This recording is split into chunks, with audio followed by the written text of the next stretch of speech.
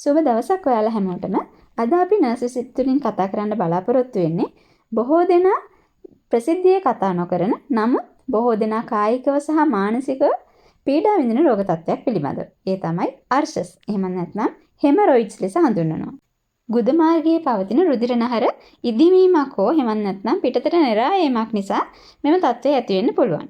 මේ ගුද මාර්ගයේ ඉහළ කොටසේ ඇති වෙනවා නම් ඒක අභ්‍යන්තර අර්ශස්. එහෙම නැත්නම් internal hemorrhoids ලෙසත් ගුද මාර්ගයේ පහළ කොටසේ ඇති වෙන ඒවා external hemorrhoids ඒවා බාහිර අර්ශස් ලෙසත් හඳුන්වනවා.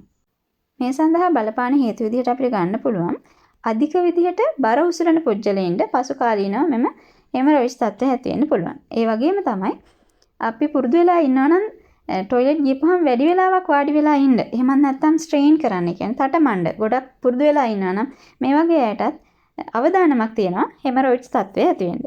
ඒ වගේම තමයි දිගු කාලීනව මලබද්ධය තියෙනවා නම් එහෙම නැත්නම් පාචන එහෙම ඒ කියන්නේ ඩයරියා තිබුණා නම් දිග කාලයක් මේ හෙමරොයිඩ්ස් කියන තත්ත්වය ඇති වෙන්න පුළුවන්.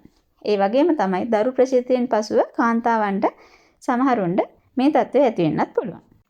මෙය මම මුලින් කිව්වා වගේ බොහෝ දෙනාට පවතින ගැටලුවක්. නමුත් බහුතරයක් දෙනා මේක කාටවත් කියන්නේ නැති නිසා සමාජයේ බහුතරයක් දෙනා දන්නේ නැහැ මේ වගේ ප්‍රශ්නයක් තියෙනවා කියලා. මේ සඳහා ගොඩාක් වෛද්‍ය ප්‍රතිකාරකම් තියෙනවා. ඒ වගේම තමයි අපිට නිවසේදීම කරගන්න පුළුවන් මූලික අවස්ථාවේදීම මේක වළක්වා ගන්න පුළුවන් ප්‍රතිකාරකම් ගොඩාක් තියෙනවා. නමුත් ගොඩක් අය මේ පිළිබඳව නොදැනුවත්කම නිසා මානසිකව සහ කායිකව මේ සම්බන්ධයෙන් පීඩා විඳින අවස්ථා තියෙනවා. හොඳම දේ තමයි මෙය ඇතිවීමට කලින් වළක්වා ගැනීම. මේ සඳහා අපිට කරන්න තියෙන්නේ නිවැරදි ඉරියව් පවත්වා ගැනීම සහ යහපත් සෞඛ්‍ය පුරුදු පවත්වා ගැනීම මගින් මේ தත්ත්වය බොහෝ විට ඇති වෙන්න කලින් වළක්වා ගන්න පුළුවන්. හොඳයි එහෙනම් මොනවද මේ කියන නිවැරදි ඉරියව්?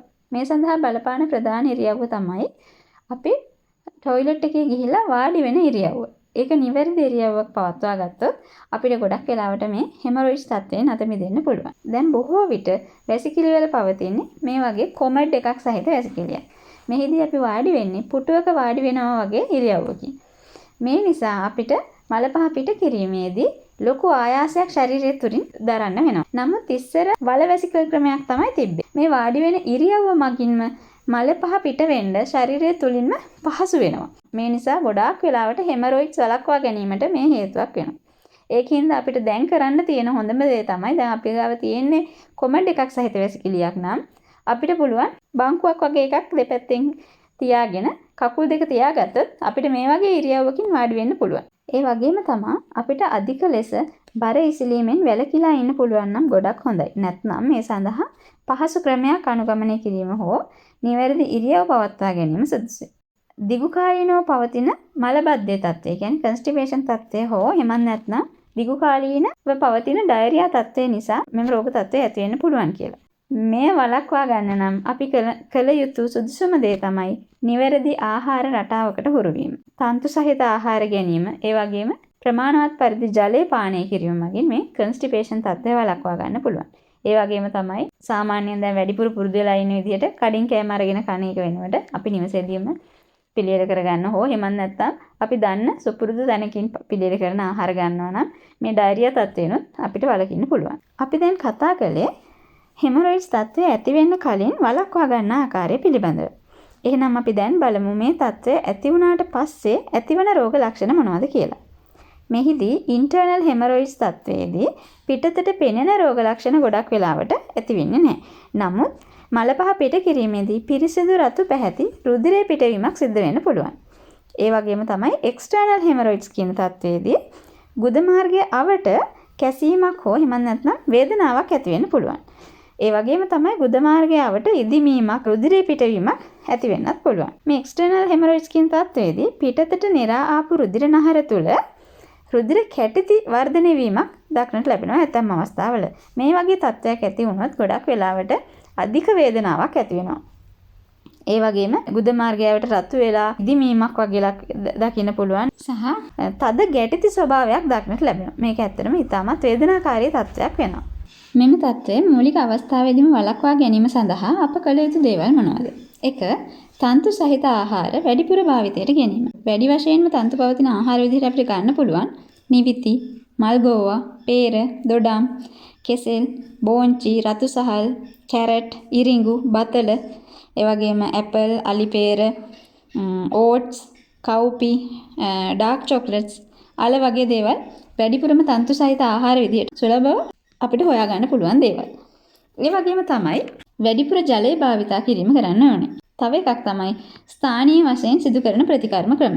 මේ සඳහා සිට්ස් බාත්, ඒ කියන්නේ උණු වතුර බේසමක වාඩි වෙලා විනාඩි කිහිපයක් සිටීම මගින් ගුද මාර්ගයේ ආශ්‍රිතව රුධිර සැපයීම වැඩි වෙලා වේදනාව සහ ඉදිමම අවම කරන්න පහසු වෙනවා.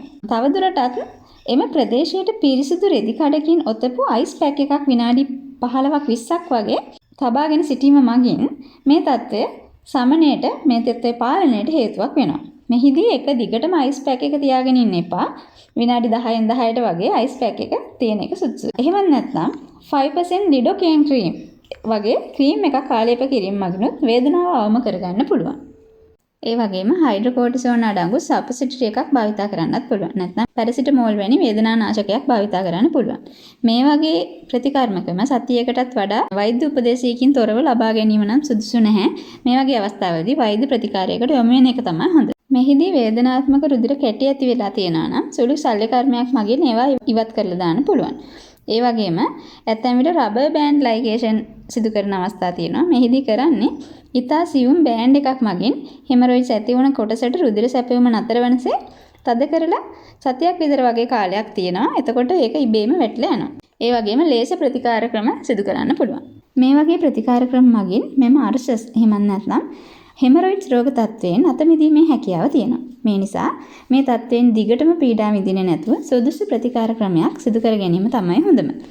මෙහිදී අපි සැලකිලිමත් විය යුතුම විශේෂම දෙයක් තමයි සමහර පිළිකා රෝග තත්ත්වවලදීත් මේ වගේ රුධිර වහනයක් සිද්ධ වෙන්න පුළුවන්. ඒ නිසා අපි ඒක හෙමරොයිඩ්ස් කියලා වරදවා වටහාගෙන නොසලකා හැරලා හිටියොත් අපිට අවදානම් තත්ත්වයකට මුහුණ දෙන්න සිද්ධ වෙන්න පුළුවන්. ඒ නිසා සුදුසුම දේ තමයි හැකි ඉක්මනින් ප්‍රතිකාරවලට යොමු වෙන එක. මෙම හෙමරොයිඩ්ස් තත්ත්වයේ දිගටම පැවතීම මගින් මෙහිදී ඇතිවන රුධිර වහනය නිසා නීරක්තිය එහෙම නැත්නම් ඇනීමියා තත්ත්වයට පත් වෙන්න පුළුවන්. ඒ වගේම වේදනාත්මක රුධිර කැටිති ඇති වෙන්න පුළුවන්. ඉතින් ඒ නිසා අපි හෙමරොයිඩ්ස් සඳහා ඉක්මන් ප්‍රතිකාර සඳහා යොමු වීම මගින් අපිට මේ රෝග තත්ත්වයෙන් වැළකෙන්න වගේම වළක්වා ගත හැකි ක්‍රියාමාර්ග අනුගමනය කිරීම මගින් මෙම රෝග තත්ත්වයෙන් වැළකී සිටීමට හැකියාව ලැබෙනවා. මේ වගේ ඔබට පවතින නොයෙක් සෞඛ්‍ය ගැටලු වලට විසඳුම් ලබා ගැනීමට Nurse Visit SL YouTube channel එක subscribe කරලා තියාගන්න. සුබ දවසක්.